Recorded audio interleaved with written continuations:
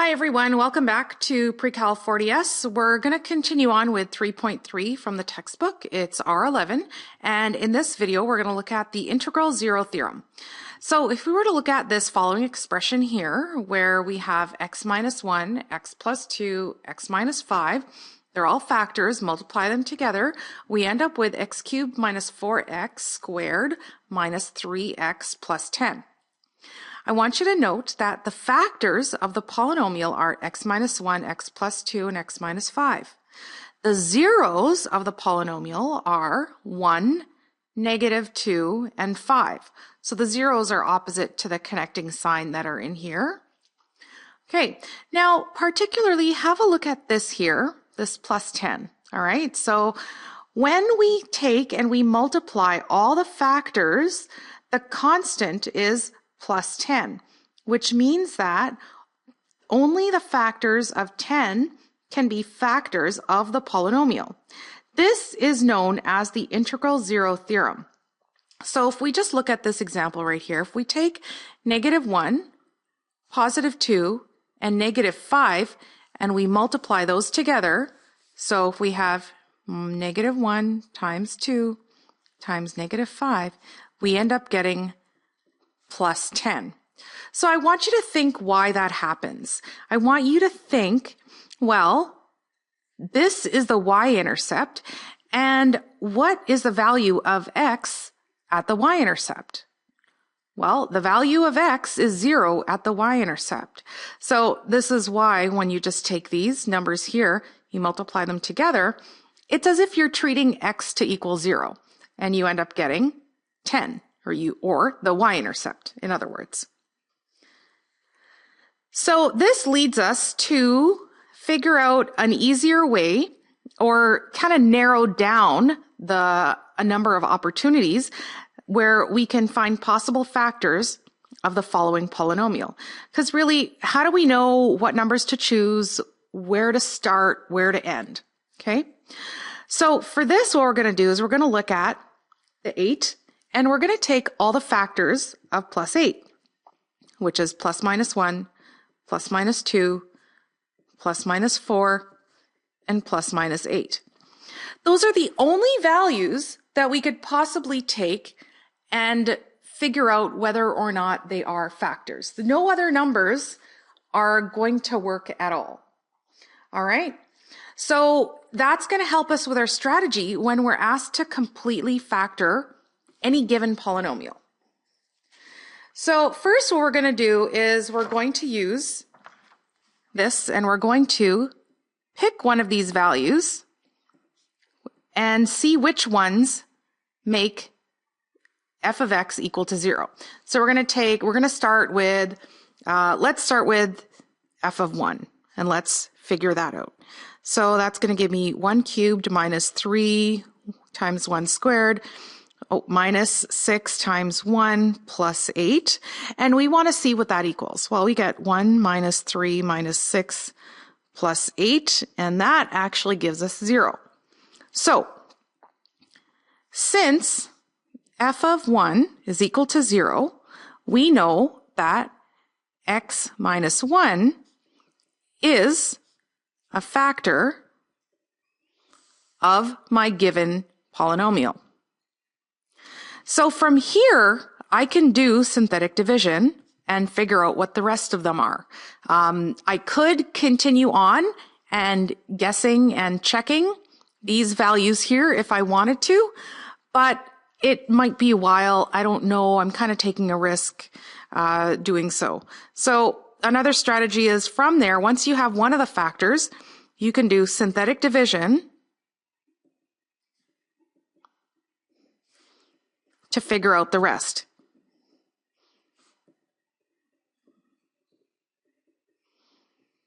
Okay, so if you recall how to set up synthetic division, you write down your 1 there from here, and the coefficients of your polynomial, so 1 minus 3 minus 6 and 8. Then I'm going to pull this 1 down, 1, take that, multiply, 1, add as I go down, and multiply this and this. I should get my fingers out of the way. Multiply that and that, and add down. Multiply this with this, and put that there, and add down. Now, because I have a 0 here, that means that x minus 1 is for sure a factor, okay? So far what I have is, when I factor out the x minus 1 from my original, which is way up here. So when I factor that out, this is what I'm left with. I'm left with x squared, that's the x term, and that's the constant. Okay, so this is where I'm going to get this polynomial from. And if you notice, this is much easier to factor. So I can just use simple factoring to factor this out. Okay, and now I can say that f of x is equal to x minus 1, and this factored out is going to be x minus 4, x plus 2. Okay, so this is completely factored.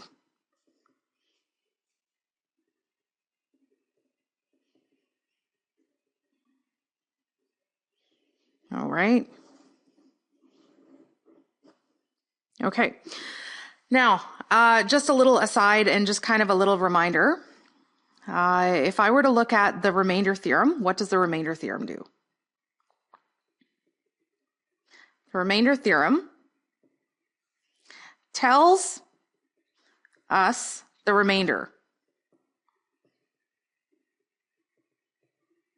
when dividing by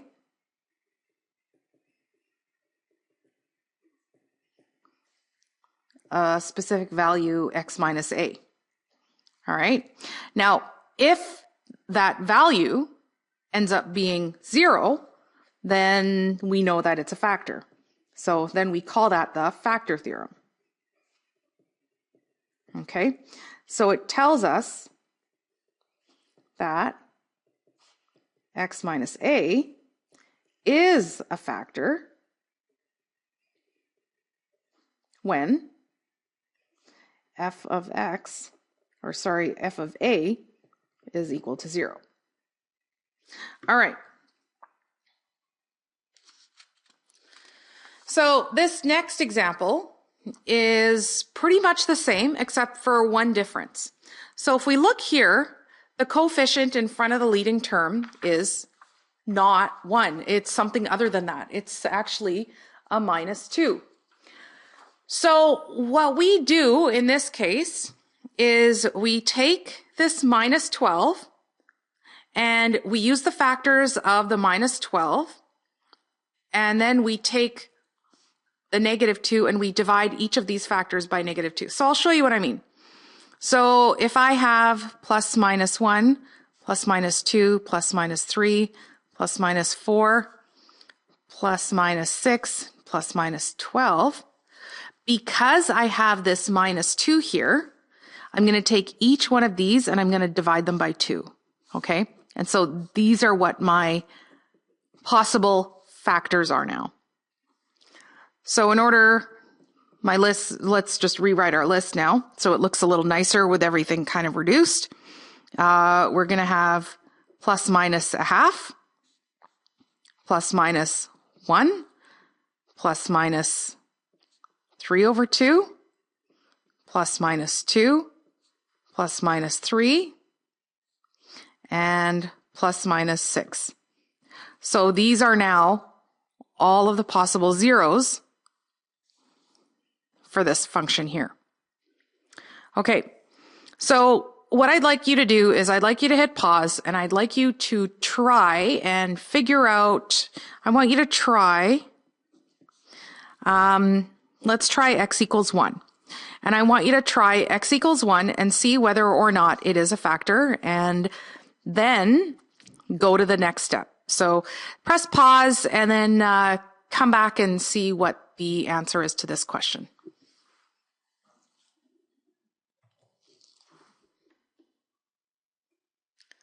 Okay, so now that you're back, Hopefully you've actually tried this question. We're going to look at this here. I told you to try x minus 1 and determine whether or not it's a factor. So when we plug it into our f of x, we end up getting that it is not a factor. It is not equal to 0. So I'm pretty much at the point where I'm pretty 100% sure that it's not going to be equal to 0. I can just say it's not equal to 0 and then move on. I don't need to actually figure out the value. This one here, so I'm going to move on and I'm going to try x equals negative 1. So when I try x equals negative 1, I'm going to also find that it is not equal to 0. So I'm going to move on to 2. So let's try x equals 2. Once you've tried x equals 2, well, we see that it does equal 0. Therefore, we have determined that x minus 2 is a factor, okay? So we're going to look further and we're going to use x equals 2 to divide. And we're going to use synthetic division. So this is what my synthetic division setup looks like. Okay, and when I go through and do the division, I note that my remainder is equal to 0. So this gives me my x squared term, my x term, and my constant. Okay, I can write my what I've got so far as my factoring. So far this is what I have for f of x. I've got x minus 2 multiplied by negative 2x squared minus x plus 6.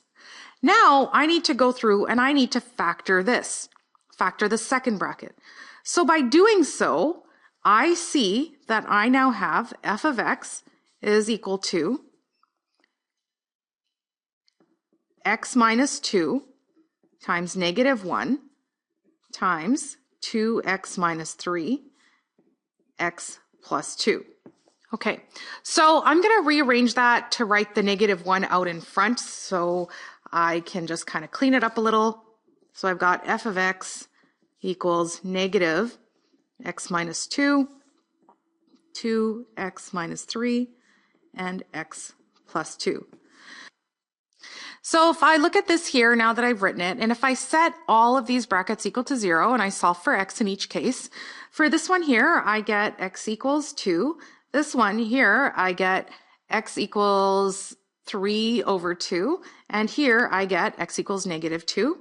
So if we look at the factors that we have, if you notice in the above list, these all appeared in that initial list that we started off when we were guessing all the possible zeros that this polynomial could have.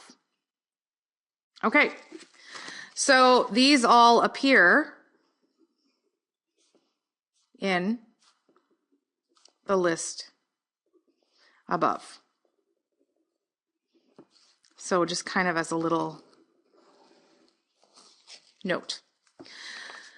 All right, so I have one more example here, and what I'm going to do for this one is I'm going to get you guys to try this on your own and bring it to class, okay? And we'll have a look at it and discuss it next day. All right, take care. Have fun. Bye.